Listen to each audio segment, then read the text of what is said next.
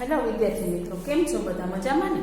તો ધોરણ 2 વિષય અંગ્રેજી.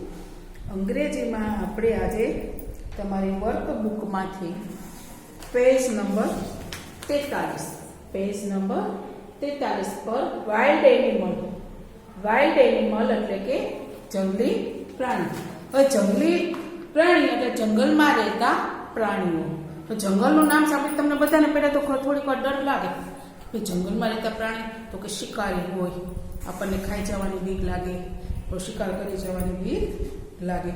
તો હા વિદ્યાર્થી મિત્રો, આજે આપણે એવા જંગલમાં રહેતા પ્રાણીઓના સ્પેલિંગ કરવાના છે. તો જંગલી પ્રાણીને અંગ્રેજીમાં શું કહેશું? તો કે જંગલી પ્રાણીને અંગ્રેજીમાં વાઇલ્ડ એનિમલ. વાઇલ્ડ એટલે જંગલી, એનિમલ એટલે પ્રાણી.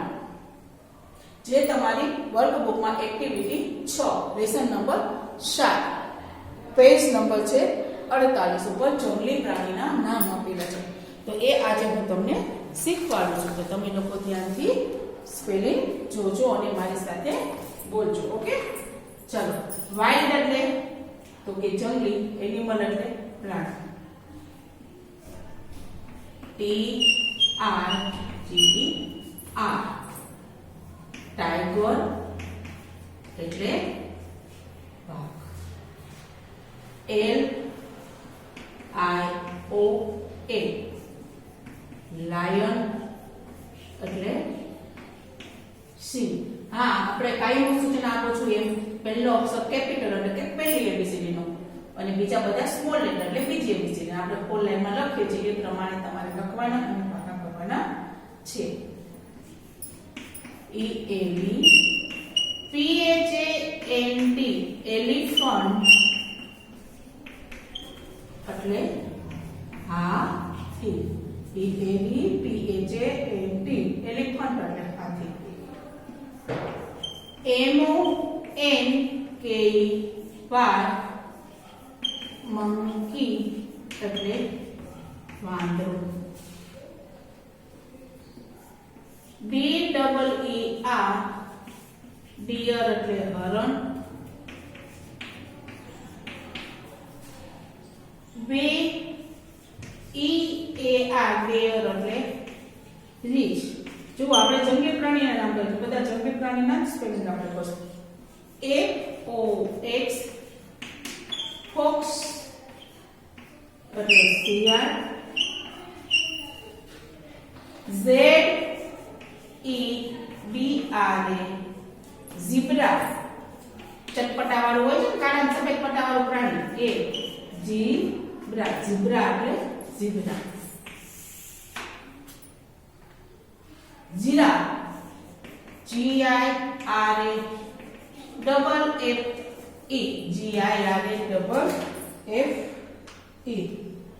જીરાફ છે ઊંચી ડોક વાળું પ્રાણી. સૌથી ઊંચી ડોક વાળું પ્રાણી કયું? તો કે જીરાફ. પછી હેના એટલે ઝડપ. HYENA હાયના એટલે ઝડપ, જે જંગલમાં હોય છે. પછી વુલ્ફ. WOLF વુલ્ફ એટલે વરુ. ચિત્તા. CHEETAH ચિત્તા. ચિત્તા એટલે ચિત્તો. હા વિદ્યાર્થી મિત્રો, આપણા આ અંગ્રેજીમાં વાઇલ્ડ એટલે કે જંગલી પ્રાણીઓના નામ છે. હું ફરીથી તમને બોલીને સંભળાવું છું, તમે લોકો ધ્યાનથી જોજો અને સાંભળજો. TIGER ટાઈગર એટલે વાઘ. LION લાયન એટલે સિંહ. ELEPHANT એલિફન્ટ એટલે હાથી. MONKEY મંકી એટલે વાંદરો.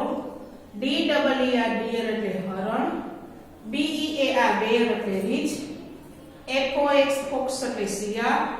ZEBRA ઝીબ્રા એટલે ઝીબ્રા. GIRAFFE જીરાફ એટલે જીરાફ. HYENA હાયના એટલે ઝડપ. WOLF વુલ્ફ એટલે વરુ. CHEETAH ચિત્તા એટલે ચિત્તો. આ આપણે સ્પેલિંગ કર્યા. હવે વિદ્યાર્થી મિત્રો હું તમને એના અંગ્રેજીમાં પ્રશ્નોના જવાબ કરાવીશ, જે તમારે અંગ્રેજીમાં એક શબ્દમાં એટલે કે એક સ્પેલિંગ તમારે કહેવાનું. હવે હું તમને પૂછું, બરાબર, સૌથી ઊંચું પ્રાણી કયું? મેં હમણાં જ સ્પેલિંગ લખ્યો. સૌથી ઊંચું પ્રાણી કયું? ઊંચી ડોક વાળું, તો કે જીરાફ. GIRAFFE, જીરાફ એટલે જીરાફ. કાળા અને સફેદ પટ્ટા વાળું પ્રાણી કયું?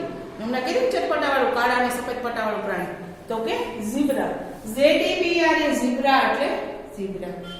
જંગલનો રાજા તો તમને બધાને સરસ આવડી જશે તરત જ. જંગલનો રાજા કોણ હોય? તમે તરત પહેલા કહેશો કે ગુજરાતીમાં સિંહ, પણ આપણે તો અંગ્રેજીમાં પ્રશ્ન જવાબ કરીએ છીએ એટલે આપણે અંગ્રેજીમાં એનું નામ બોલવાનું છે. તો કે અંગ્રેજીમાં જંગલના રાજાને શું કહેવાય? તો કે લાયન. લાયન એટલે સિંહ. પછી કુદાકુદ કરતું પ્રાણી, જેવું ફૂગ કર્યા રાખે છે એ. તમે તરત કહેશો કે મંકી. MONKEY. મંકી એટલે વાંદરો. MONKEY, મંકી એટલે વાંદરો. અને સૌથી મોટું પ્રાણી કયું? તો તમે તરત કહેશો કે હાથીભાઈ. તો હાથીભાઈને આપણે અંગ્રેજીમાં શું કહેશું? તો કે હાથીભાઈને આપણે અંગ્રેજીમાં કહેશું એલિફન્ટ. ELEPHANT. એલિફન્ટ એટલે હાથી. એલિફન્ટ એટલે હાથી. પછી તમને બીજા પ્રશ્ન હજી કરાવું. શરીરે ટપકા અને લાંબા શિંગડા વાળું પ્રાણી કયું? તો કે ડિયર. DEER, ડિયર એટલે હરણ. પછી મ્યાઉ મ્યાઉ કરતું પ્રાણી કયું? તો કે CAT, કેટ એટલે બિલાડી. એ પાલતુ પ્રાણી છે. આપણે એક શબ્દમાં જવાબ કરીએ છીએ એટલે ગમે આપણે કરશું. પછી હાવ હાવ કરતું, તો કે ડોગ. પછી બરાબર, તો આ પ્રમાણે આપણે પ્રશ્નોના જવાબ કર્યા.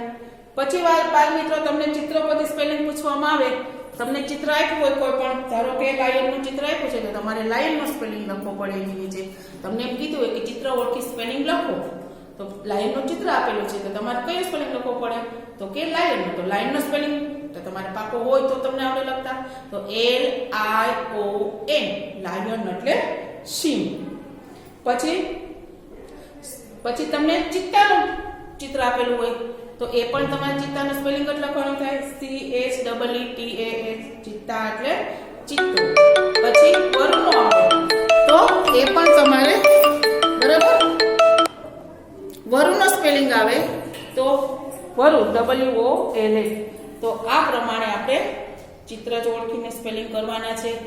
તો બાળ મિત્રો આ વિડીયો તમે ધ્યાનથી જોજો, સાંભળજો અને સ્પેલિંગ તમે પાકા કરજો. Okay, by.